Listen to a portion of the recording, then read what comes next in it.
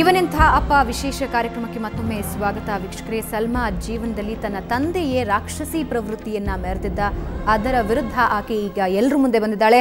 ನಿಮ್ಮಲ್ಲೂ ಅಂತಹ ಘಟನೆಗಳು ನಡೆದಿದ್ರೆ ನೀವು ನೇರವಾಗಿ ನಮ್ಮ ಜೊತೆ ಅಂತಹ ದುರಂತ ಅನುಭವಗಳನ್ನು ಹಂಚ್ಕೋಬಹುದು. ಈ ಮೂಲಕ ಸಮಾಜದಲ್ಲಿ ಹೆದರ್ತಾ ಇರೋ ಹೆಣ್ಣುಮಕ್ಕಳಿಗೆ ಧೈರ್ಯವಾಗಿ ಮುಂದೆ ಬನ್ನಿ ಅನ್ನುವಂತಹ ಒಂದು ಸಂದೇಶ ಸುವರ್ಣ ನ್ಯೂಸ್ ರವಾನಿಸ್ತಾ ಇದೆ. ಈಗ ಸ್ಥಳೀಯ ಪತ್ರಕರ್ತರಾಗಿರುವಂತಹ ರಾಜು ದಕನಿ ನಮ್ಮ ಜೊತೆ ಜಾಯ್ನ್ ಆಗಿದ್ದಾರೆ. ರಾಜು, ಕಾರ್ಯಕ್ರಮಕ್ಕೆ ಸ್ವಾಗತ.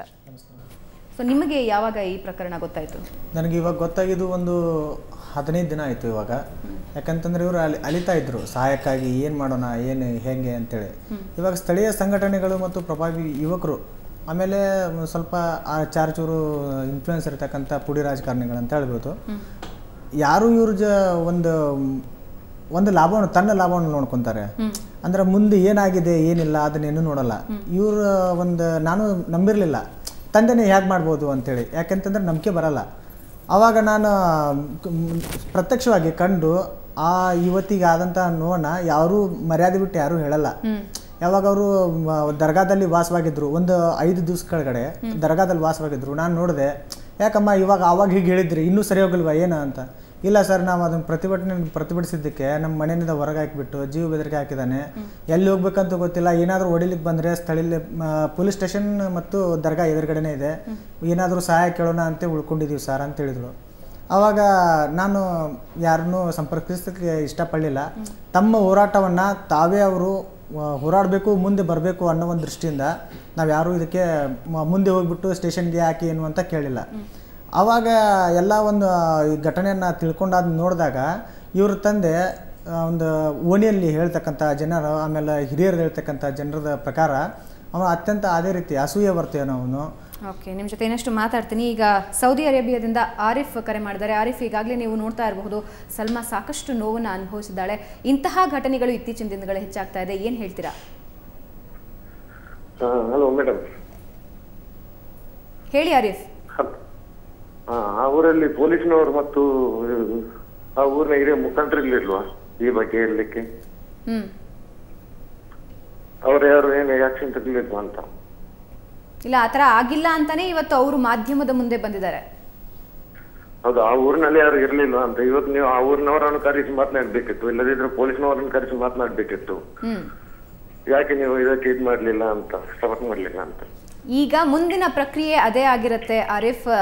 ಪೊಲೀಸರವ್ರನ್ನ ನಾವು ಕರ್ಕೊಂಡು ಹೋಗಿ ಡೈರೆಕ್ಟ್ ಆಗಿ ನಾವು ಕೇಸ್ ರಿಜಿಸ್ಟರ್ ಮಾಡೋದಿಲ್ಲ. ಅವರು ರೆಡಿಯಾಗಿ ನಿಂತಿದ್ದಾರೆ. ಪೊಲೀಸರು ಯಾಕೆ ಕೇಸ್ ತಗೊಂಡಿಲ್ಲ, ಯಾಕೆ ಗಮನ ಹರಿಸಲಿಲ್ಲ ಅನ್ನೋ ಪ್ರಶ್ನೆನೇ ನಿಮ್ಮ ಮುಖಾಂತರ, ಮಾಧ್ಯಮದ ಮುಖಾಂತರ ನಾವು ಅವ್ರನ್ನ ಕೇಳ್ತಾ ಇದ್ದೀವಿ. ಓಕೆ, ಧನ್ಯವಾದ ಆರಿಫ್ ನಮ್ಮ ಜೊತೆ ಮಾತಾಡಿದ್ದಕ್ಕೆ. ಈಗ ಮಹೇಶ್ ಕರೆ ಮಾಡಿದ್ದಾರೆ. ಮಹೇಶ್, ಏನ್ ಹೇಳ್ತೀರಾ? ಮೇಡಮ್ ಅವರೇ, ಏನಾಗಿದೆ ಅಂದ್ರೆ ಸರ್ಕಾರ, ಮೊದಲನೇದಾಗಿ ಸರ್ಕಾರದ ತಪ್ಪಿದೆ. ಸರ್ಕಾರದಲ್ಲಿ ಯಾವುದೇ ಇದಕ್ಕಾಗಿ ಕಾರ್ಯಕ್ರಮಗಳಿಗೆ ಈ ತರ ತೊಂದರೆ ಆದ ಪಕ್ಷದಲ್ಲಿ ಸರಿಯಾದ ಕಾನೂನಿಲ್ಲ. ಎರಡನೇದಾಗಿ ಇಲ್ಲಿ ಕಂಪ್ಲೇಂಟ್ ಕೊಡಕ್ ಹೋದ್ರು ಅವರು ರೆಸ್ಪಾನ್ಸ್ ಮಾಡ್ತಾ ಇಲ್ಲ ಅಂದ್ರೆ ಅದಕ್ಕೆ ಸರ್ಕಾರದ ಸಂಪೂರ್ಣ ವೈಫಲ್ಯ ಇದೆ. ಕಾನೂನಲ್ಲಿ ಇದಕ್ಕೊಂದು ಏನು ಶಿಕ್ಷೆ ಕೊಡಬೇಕು ಆ ಶಿಕ್ಷೆ ನಿಗದಿ ಇಲ್ಲ.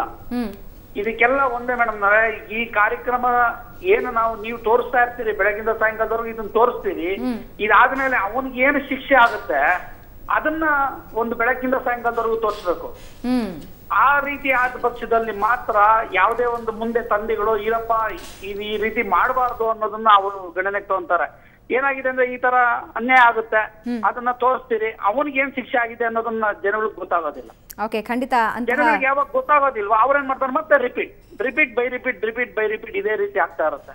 ಧನ್ಯವಾದ ನಿಮ್ಮ ಅಭಿಪ್ರಾಯನ ನಮ್ಮ ಜೊತೆ ಹಂಚ್ಕೊಂಡಿದ್ದಕ್ಕೆ. ಈಗ ಮಂಜು ಕರೆ ಮಾಡಿದ್ದಾರೆ. ಮಂಜು, ಇಂತಹ ಪ್ರಕರಣಗಳು ಇತ್ತೀಚೆಗೆ ನೀವು ನೋಡ್ತಾ ಇರಬಹುದು, ನಾವು ಪ್ರತಿದಿನವೂ ಕೂಡ ಹೇಳ್ತಾ ಇರ್ತೀವಿ, ಆದ್ರೆ ಎಲ್ಲೋ ಒಂದ್ ಕಡೆ ಜಾಗೃತಿಯ ಕೊರತೆ ಇವಾಗ್ಲೂ ಎದ್ದು ಕಾಣ್ತಾ ಇದೆ. ಏನ್ ಹೇಳ್ತೀರಾ? ಮೇಡಮ್, ನಾವು ಗುಂಡ್ಲುಪೇಟೆ ಹತ್ರ ಕಡಬೂರಿಂದ ಮಾತಾಡೋದು ಮೇಡಮ್. ಅಂತ ಹೇಳಿದ್ರೆ ಈ ತರದ ಘಟನೆಗಳು ಪ್ರತಿದಿನ ಮರುಕಳಿಸಬಾರ್ದು ಅಂತ ಹೇಳಿದ್ರೆ ಇಂಥ ಅಪ್ಪಂದರಿಗೆ ಮತ್ತೆ ಕಂಪ್ಲೇಂಟ್ ದಾಖಲಾಗುತ್ತಲ್ವಾ, ದಾಖಲಾದ್ಮೇಲೆ ಏನ್ ಮಾಡ್ಬೇಕು ಅಂತ ಹೇಳಿದ್ರೆ ನೆಕ್ಸ್ಟ್ ಅವ್ರಿಗೆ ಯಾವ್ದೇ ರೀತಿಯಾದ ಅವನು ತನಿಖೆ ಅದು ಇದು ಅಂತ ಹೇಳಿ ಮತ್ತೆ ಏನು ಮಾಡ್ಲಿಕ್ಕೆ ಪ್ರಯತ್ನ ಪಡಬಾರ್ದು ಮೇಡಮ್. ಅವರು ಮಾಡ್ಬೇಕಾದ್ರೆ ಏನು ಅಂತ ಹೇಳಿದ್ರೆ ನೇರವಾಗಿ ಒಂದು ಗಲ್ಗೆ ಹಾಕ್ಬೇಕು ಮೇಡಮ್ ಇವ್ರನ್ನ. ಮತ್ತೆ ಗಲ್ಗೆ ಹಾಕೋದ್ರ ಜೊತೆಗೆ ಇಲ್ಲಾಂದ್ರೆ ಒಂದು ಪಬ್ಲಿಕ್ ಅದಕ್ಕೆ ಒಂದು ಮುಂದೆ ಬಂದು ಅಂತವ್ರನ್ನ ಕಲ್ಲು ಹೊಡೆದು ಸಾಯಿಸ್ಬೇಕು ಮೇಡಮ್ ನನ್ನ ಪ್ರಕಾರ.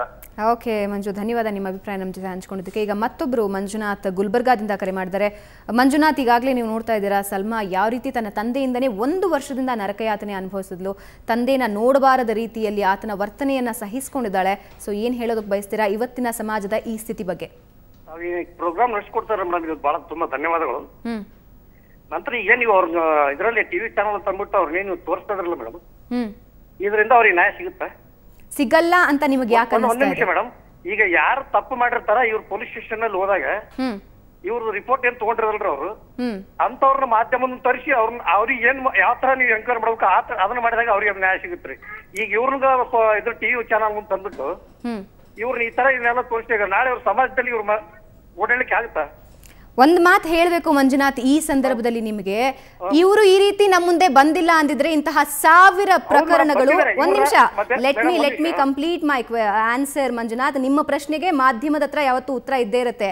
ಸುಮ್ನೆ ಯಾರನ್ನೋ ಕರ್ಕೊಂಡ್ಬಂದು ಇಲ್ಲಿ ಡಿಸ್ಕಷನ್ ಮಾಡೋದಕ್ಕೆ ಇಲ್ಲಿ ನಾವು ಇಲ್ಲ. Let me complete Manjunath. ನಿಮ್ಮ ಅನಿಸಿಕೆ ಏನು ಅನ್ನೋದು ನನಗೆ ಕಂಪ್ಲೀಟ್ ಆಗಿ ಅರ್ಥ ಆಗಿದೆ. ಇವಾಗ ಅವ್ರು ಮುಂದೆ ಬಂದಿಲ್ಲ ಅಂದಿದ್ರೆ ಇದಕ್ಕೆ ಮುಂಚೆ ಸುನೀತಾ ಅನ್ನೋರು ಒಬ್ರು ಕರೆ ಮಾಡಿದ್ರು, ನೀವು ಕೇಳಿಸ್ಕೋಬಹುದು. ಆ ನೋವನ್ನ ನಮ್ ಜೊತೆ ಶೇರ್ ಮಾಡ್ಕೋಬೇಕು ಅಂತ ಬಂದ್ರು. ಇಂತಹ 1000 ಧ್ವನಿಗಳು ನಮ್ಮ ಮುಂದೆ ಬರುತ್ತವೆ. ಆ ಮೂಲಕ ಸಾಮಾಜಿಕ ಜಾಗೃತಿ ಉಂಟಾಗುತ್ತೆ ಅನ್ನೋ ನಮ್ಮ ಪ್ರಯತ್ನ ಹೊರತು ಇವ್ರನ್ನ ತಂದು ಕೂರಿಸಿದ್ರೆ ಏನ್ ಪ್ರಯೋಜನ ಅಂತ ಕೇಳೋದು ಬಹುಶಃ ಅದರ ಎಫೆಕ್ಟ್ ಏನಾಗುತ್ತೆ ಅಂತ ನೀವು ಗಮನ ಹರಿಸಿಲ್ಲ ಅನ್ಸುತ್ತೆ. ಒಂದ್ ನಿಮಿಷ ನಾನು ಸ್ವಲ್ಪ ಮಾತುಗಳು. ಅವ್ರು ಪರವಾಗಿಲ್ಲ, ಯಾರು ಇವ್ರೇನ್ ಪೊಲೀಸ್ ಸ್ಟೇಷನ್ ಕಟ್ಟಿ ಹತ್ತಿರ ಇವ್ರ ಏನ್ ಮರ್ಯಾದೆ ಇದು ಕೊಟ್ಟಿರಲ್ಲ ಅವರು, ಇವ್ರು ಪೊಲೀಸ್ ಸ್ಟೇಷನ್ ಮೆಟ್ಲಿ ಇರೋದ ಇವ್ರಿಗೆ ಏನು ರೆಸ್ಪೆಕ್ಟ್ ಸಿಕ್ಕಿರಲ್ಲ ಅಂತವ್ರ ನೀವು ಮಾಧ್ಯಮ ತರ್ರಿ. ಆ ನೆಕ್ಸ್ಟ್ ಇನ್ನು ಡಿಪಾರ್ಟ್ಮೆಂಟ್ ಒಂದು ಗವರ್ಮೆಂಟ್ ಸರಿಯಾದ ಕಾರಣ ಬರುತ್ತೆ, ಅವ್ರ ಮೊದಲು ಮಾಧ್ಯಮ ತರಲಿಕ್ಕೆ ವ್ಯವಸ್ಥೆ ಮಾಡಿ ಮೇಡಮ್. ಇಲ್ಲ, ಅಂತಹ ಪ್ರಯತ್ನನೇ ಮೊದಲ ಪ್ರಯತ್ನ. ಇದು ಮುಂದುವರೆದಂತಹ ಪ್ರಯತ್ನ ಅದು ಖಂಡಿತ ಇದ್ದೇ ಇರುತ್ತೆ. ಮಂಜುನಾಥ್, ಧನ್ಯವಾದ ನೀವು ನಮ್ಮ ಜೊತೆ ಮಾಹಿತಿಯನ್ನ ಹಂಚಿಕೊಂಡಿದ್ದಕ್ಕೆ. ಓಕೆ, ಸೊ ವೀಕ್ಷಕರೇ, ಇದು ಸಾರ್ವಜನಿಕರಿಂದ ಬರ್ತಿರುವಂತಹ ಒಂದು ಪ್ರತಿಕ್ರಿಯೆ. ಆದ್ರೆ ಈ ಮೂಲಕ ನಾವು ಹೇಳ್ತಾ ಇರೋದು, ಯಾರು ಕೇಸ್ ತಗೋತಾ ಇಲ್ಲ ಅವರು ಮೊದಲು ಎಚ್ಚೆತ್ಕೊಳ್ಳಿ ಅಂತ. ಖಂಡಿತ ಮಂಜುನಾಥ್ ಒಂದು ಪ್ರಶ್ನೆ ಎತ್ತಿದ್ರು, ಯಾರು ಕೇಸ್ ತಗೋತಾ ಇಲ್ಲ ಅವ್ರನ್ನ ಬಂದು ತಂದು ಇಲ್ಲಿ ಕೂರಿಸ್ಕೊಳ್ಳಿ ಅಂತ. ಆದ್ರೆ ಅವ್ರನ್ನ ಮುಂದೆ ಬರಲ್ಲ ಅನ್ನೋದು ಮಂಜುನಾಥ್ಗೆ ಗೊತ್ತಿರಬಹುದು ಬಹುಶಃ. ಆದರೆ ಕೇಸ್ ತಗೊಂಡು ತಂದೆನ ಈಗಾಗಲೇ ಅರೆಸ್ಟ್ ಮಾಡಿದ್ರು, ಆದರೆ ತಕ್ಷಣ ಅವತ್ತೇ ರಿಲೀಸ್ ಮಾಡಿದ್ದಾರೆ ಅಂತ ಕೂಡ ಸಲ್ಮಾ ನಮ್ಮ ಜೊತೆ ಮಾಹಿತಿಯನ್ನು ಹಂಚಿಕೊಂಡ್ರು. ಹಾಗಾದ್ರೆ ಯಾವ ಬೇಸಿಸ್ ಮೇಲೆ ಅವರನ್ನ ರಿಲೀಸ್ ಮಾಡಿದ್ದಾರೆ ಅನ್ನೋದು ಕೂಡ ನಮ್ಮ ಪ್ರಶ್ನೆ ಆಗ್ತಾ ಇದೆ. ಇಂತಹ ಹಲವಾರು ಪ್ರಕರಣಗಳು ನಿಮ್ಮ ಸುತ್ತಮುತ್ತ ನಡೀತಾ ಇದೆ, ನಿಮ್ಮ ಜೀವನದಲ್ಲಿ ನಡೀತಾ ಇದ್ರೆ ಖಂಡಿತ ಅದನ್ನ ನಮ್ಮ ಜೊತೆ ಹಂಚ್ಕೊಳ್ಬಹುದು. ಈ ಮೂಲಕ ಹಲವಾರು ಜನರನ್ನ ಜಾಗೃತಿ ಮೂಡಿಸುವಂತಹ ಪ್ರಯತ್ನಕ್ಕೆ ನೀವು ಕೈ ಹಾಕಬಹುದು. ಇಂತಹ ಯಾವುದೇ ಮಾಹಿತಿ ಇದ್ರೂ ಅಥವಾ ಅಭಿಪ್ರಾಯಗಳಿದ್ರು ನಮ್ಮ ಜೊತೆ ನೀವು ಹಂಚ್ಕೊಳ್ಳಿ. ಓಕೆ ಜ್ಯೋತಿ ಅವರೇ, ಸಾಕಷ್ಟು ವಿಷಯಗಳನ್ನು ನಾವು ಮಾತಾಡ್ತಾ ಇದ್ವಿ. ಜೊತೆಗೆ ಸುನೀತಾ ಅತಿ ದೊಡ್ಡ ಉದಾಹರಣೆ. ಆಕೆ ತಮ್ಮ ಜೀವನದಲ್ಲಿ ತಗೊಂಡಿರುವಂತಹ ಸ್ಟೆಪ್, ಇವತ್ತು ಆಕೆ ಸುಖಕರವಾದಂತಹ ಸಂಸಾರ ನಡೆಸಿದ್ದಾಳೆ, ಆದರೂ ಕೂಡ ಒಂದು ದುರಂತ ಜೀವನವನ್ನು ಆಕೆ ಅನುಭವಿಸಿದ್ಲು. ಸೊ ಏನು ಹೇಳೋದಕ್ಕೆ ಬಯಸ್ತೀರಾ? ನಾನು ಕೆಲವಾರು ವಿಷಯ ಹೇಳಬೇಕಂತಿದ್ದೀನಿ. ಯಾಕೆಂದರೆ ಈ ಸಾರ್ವಜನಿಕರೆಲ್ಲ ಏನು ಮಾತಾಡಿದ್ರು ಇದರಲ್ಲಿ ನಾವು ಒಂದು ವಿಷಯ ಗಮನಿಸ್ಬೋದು. ಮಾತಾಡಿದವರೆಲ್ಲ ಎಲ್ಲೋ ಒಂದು ಕಡೆ ಅಸಮಾಧಾನ ವ್ಯಕ್ತಪಡಿಸ್ತಾ ಇದ್ದಾರೆ ಇವ್ರಿಲ್ಲಿ ಬಂದಿರೋದಕ್ಕೆ. ಅಂದರೆ ಅವ್ರಿಗೆ ಇದು ಹೊರಗಡೆ ಬಂತಲ್ಲ ಅನ್ನೋದು ಒಂದು ಅಸಮಾಧಾನ ಇದೆ ಇಲ್ಲಿ. ಅಂದರೆ ಈ ಪುರುಷ ಪ್ರಧಾನ ವ್ಯವಸ್ಥೆ ಏನಿದೆ, ಈ ಸಮಾಜ ಏನಿದೆ, ಅದು ಹೆಣ್ಮಕ್ಳು ಅವ್ರಿಗೆ ಆಗ್ತಿರೋ ಅನ್ಯಾಯನ ಅದನ್ನ ವಿರೋಧ ಮಾಡಿ ಹೊರಗೆ ಬರೋದನ್ನ ಸಹಿಸ್ತಾ ಇಲ್ಲ. ಬೇಸಿಕಲಿ ಅದನ್ನ ಅವರು ಯಾವುದೋ ಒಂದು ರೀತಿನಲ್ಲಿ ಅವರು ಹೊರಗೆ ಹಾಕ್ತಾ ಇದ್ದಾರೆ ಅವರ ಅಸಮಾಧಾನನ. ಅವ್ರದೇ ರೀತಿಯಲ್ಲಿ ಅವ್ರ ರೀತಿನಲ್ಲೇನೆ ಇದು ಹಾಗಾಗ್ಬಾರ್ದಿತ್ತು, ಇದು ಹೀಗಾಗ್ಬಾರ್ದಿತ್ತು ಅನ್ನೋ ತರ ಯಾವುದೋ ಒಂದ್ ಕಡೆ ಅವರ ಅಸಮಾಧಾನನ ಹೊರಗೆ ಹಾಕ್ತಿರೋದನ್ನ ನಾವು ಇಲ್ಲಿ ನೋಡಿದೀವಿ. ಇದನ್ನೇನೆ ಒಂದು 2 ತಿಂಗಳು ಹಿಂದೆ ಡಿಸೆಂಬರ್ನಲ್ಲಿ ಗ್ಯಾಂಗ್ ರೇಪ್ ಆದಾಗ ನಮ್ಮ RSSನ ಮಹಾನುಭಾವ ನಾಯಕರು ಹೇಳಿದ್ರು, ರೇಪ್ಗಳೆಲ್ಲ ಆಗೋದು ಭಾರತದಲ್ಲ ಇಂಡಿಯಾನಲ್ಲಿ ಅಂತ. ನಾವು ಇವತ್ತು ಅವ್ರನ್ನ ಕೇಳಬೇಕಾಗಿದೆ, ಈ ಹೆಣ್ಮಕ್ಳು ಇರೋದು ಇಂಡಿಯಾನಲ್ಲೋ ಭಾರತದಲ್ಲೋ, ಹುಬ್ಳಿ ಇರೋದು ಭಾರತದಲ್ಲೋ ಇಂಡಿಯಾನಲ್ಲೋ ಅಂತ. ಯಾಕೆಂದರೆ ಪ್ರತಿಯೊಂದು ಮನೆಯಲ್ಲೂ ಇವೆಲ್ಲ ಆಗ್ತಿದೆ. ಅಂದರೆ ಈ ಮಾರಾಟ ದಂಧೆಗಳಾಗ್ತಿದ್ದಾವೆ, ಅಂದರೆ ಹೆಣ್ಮಕ್ಳನ್ನ ಮಾರಾಟ ಮಾಡುವಂಥ ದಂಧೆಗಳಾಗ್ತಿವೆ. ಅಂದರೆ ನಮ್ಮ ಸುನೀತಾ ಅಂತವ್ರು ಕಣ್ಣೀರು ಹಾಕೋತಿದ್ದಾರೆ. ಅಂದರೆ ಸುನೀತಾ ವಾಸ ಮಾಡ್ತಿರೋದು ಇಂಡಿಯಾನಲ್ಲೋ ಭಾರತದಲ್ಲೋ ಅಂತ ನಾವು RSS ಮಹಾನುಭಾವರನ್ನ ಇವತ್ತು ಕೇಳಬೇಕಾಗಿದೆ. ಓಕೆ, ನಿಮ್ಮ ಜೊತೆ ಇನ್ನಷ್ಟು ಮಾತಾಡ್ತೀನಿ. ಸೊ ವೀಕ್ಷಕರೇ, ಭಯ ಭೀತಿಯಿಂದ ಅಥವಾ ಯಾವುದೋ ಒಂದು ಸಮಸ್ಯೆಯಿಂದ ಮರ್ಯಾದೆಗೆ ಅಂಜಿ ನೀವೇನಾದರೂ ಈ ರೀತಿ ಪ್ರಕರಣಗಳನ್ನು ಮುಚ್ಚಿ ಹಾಕ್ಬಿಟ್ರೆ ಸಮಾಜಕ್ಕೆ, ಮಹಿಳಾ ಸಮಾಜಕ್ಕೆ ನೀವು ಮಾಡ್ತಿರುವಂತಹ ಅತಿ ದೊಡ್ಡ ಅಪರಾಧ ಆಗುತ್ತೆ. ಖಂಡಿತ ಮುಂದೆ ಬನ್ನಿ, ನಿಮ್ಮ ನೋವನ್ನು ನಮ್ಮ ಜೊತೆ ಹಂಚ್ಕೊಳ್ಳಿ. ಜೊತೆಗೆ ನಿಮ್ಮ ಅಭಿಪ್ರಾಯಗಳನ್ನು ಕೂಡ ನಮ್ಮ ಜೊತೆ ಹಂಚ್ಕೊಳ್ಬಹುದು. ಈಗ ಒಂದು ಸಣ್ಣ ವಿರಾಮ, ನಂತರ ಈ ಕಾರ್ಯಕ್ರಮ ಮುಂದುವರಿಯುತ್ತೆ.